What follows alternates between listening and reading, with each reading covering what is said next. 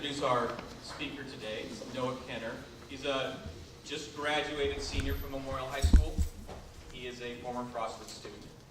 At graduation, they had 17 valedictorians, and Noah was one of 7 Frostwood students that were valedictorians.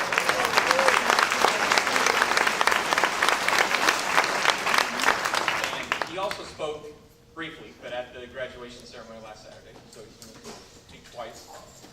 He is headed to Rice University to study mechanical engineering.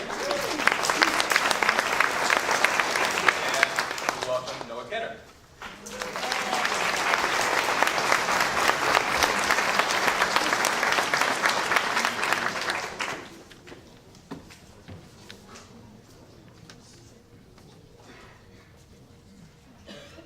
Thank you, Mr. Adelson, and a big thank you to everyone here at Frostwood for inviting me to speak here today. It's crazy to think that exactly 7 years ago, I was sitting on this same stage waiting to graduate from Frostwood, just like all of you are now. And it's especially crazy to think that because it's not true, it's not the same stage. In fact, the entire school's been redone. But that's beside the point. Now, after just emerging from 4 rich years of high school, filled with all sorts of academic struggles and social realizations, my immediate instinct is to get up here and try to explain the meaning of life, or how to survive 5 consecutive advanced placement exams. But the wonderful thing is that none of that matters yet. You have so long before you have to worry about anything I just finished surviving. Instead, now is the time to slow down and just be a kid for a while, because everything else will fall into place in due time. But what does being a kid really mean? Well, I moved to Houston just before the 5th grade and started school here, so I may be no Frostwood expert, but that year meant a lot to me as I made new friends and prepared to move on into middle school. Probably the memory that comes to mind first when I think of 5th grade would have to be Witzel, the math puzzles that Mr. Adelson would give us, where you had to use numbers in a grid to make all the different numbers within a certain range.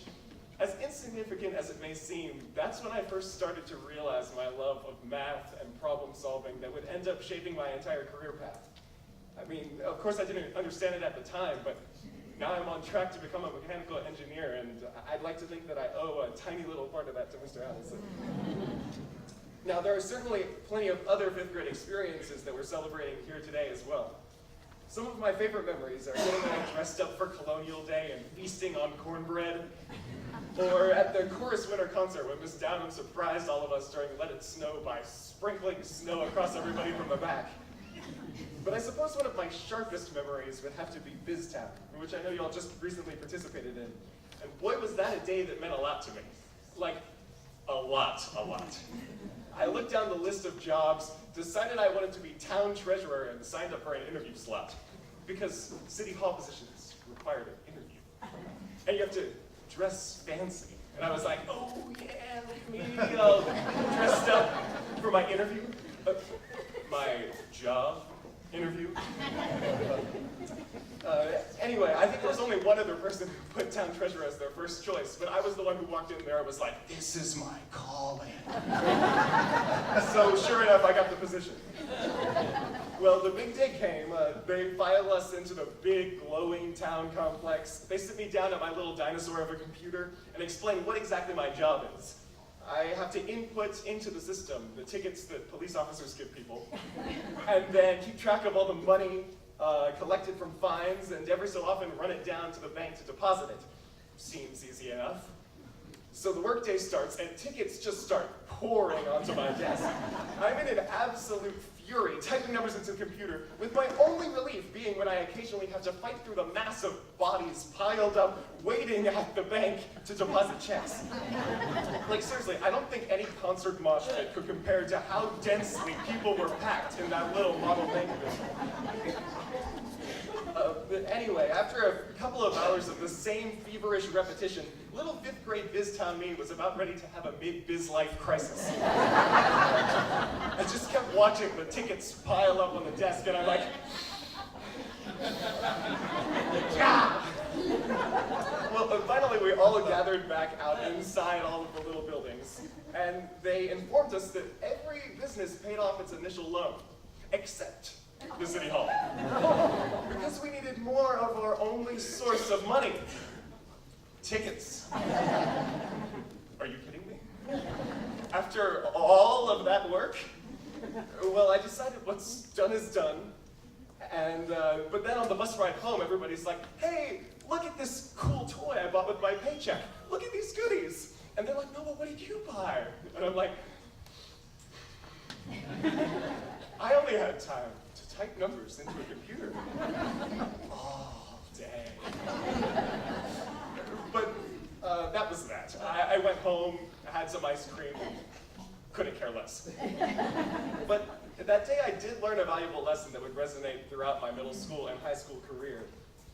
There will be plenty of times where it seems like you can't possibly have that much more on your plate than the people around you, and yet everybody else seems to have free time to spare, and there you are stuck, working. And that's something it's hard to realize is perfectly okay. When there are suddenly 8 periods a day next year, and the majority of them are assigning nightly homework, it may feel like a constant stream of tickets piling up. And you ask yourself, how does anyone get through this? But you will. It's going to feel like a whole new level of work and responsibility, but it's completely achievable if you believe in yourself and push forward. So here's my honest advice when it comes to moving on into middle school. It's all about balance. Finding the balance between your social life and your schoolwork, between your old friends and making new ones, between working yourself into a frenzy and just taking time to relax. And I admit that's a lot to deal with. But the great thing about middle school is that it's more or less all about making good habits for high school. I filled out 6 college applications this past fall, and rest assured, not one of them asked for my middle school report card. Parents, this goes for you too. I know I've been facing you the whole time, so maybe that was implied, but regardless, middle school shouldn't be a time for stress for you or your child. Because at the end of the day, as long as they learn how to study effectively and interact better with other people, the day-to-day pitfalls and bad grades aren't going to be a big deal. So I'm not saying not to try your best. Try your best in order to prepare for your future, but don't be afraid to make mistakes. Middle school is the time to make mistakes, to try new things, and most of all, to just slow down and be a kid.